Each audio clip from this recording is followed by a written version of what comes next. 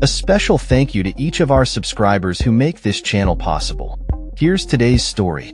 In a dramatic escalation of tensions between the United States and Venezuela, the U.S. government has seized a Venezuelan oil tanker off the coast of the South American nation.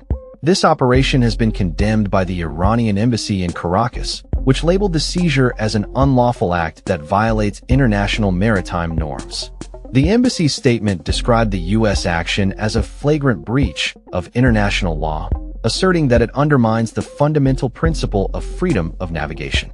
The embassy further characterized the U.S. conduct as Caribbean piracy, accusing Washington of pursuing political objectives through coercive measures and infringing upon national sovereignty. The incident aligns with the heightened rhetoric from the Trump administration against Venezuelan President Nicolas Maduro, as President Trump himself confirmed the seizure, claiming it was the largest tanker ever taken by U.S. forces. This operation has sent shockwaves through the oil market, causing prices to spike amid fears of escalating conflict in the region. The Venezuelan government has vehemently condemned the seizure, dubbing it an act of international piracy and a blatant theft of its resources.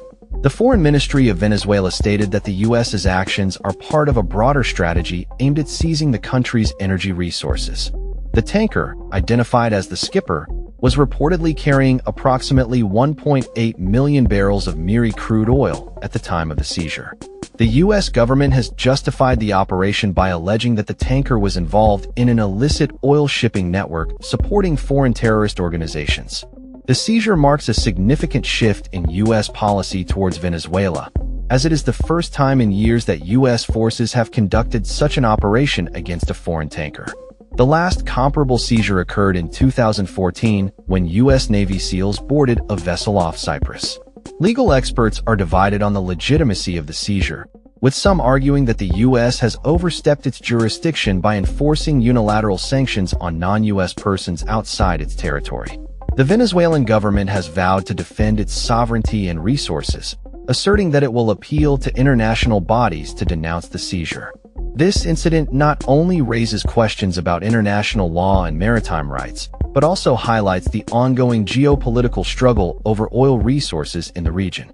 As the situation unfolds, the implications for Venezuelan oil exports and the broader geopolitical landscape remain uncertain, with experts warning of potential long-term consequences for the country's economy and its relationship with global powers.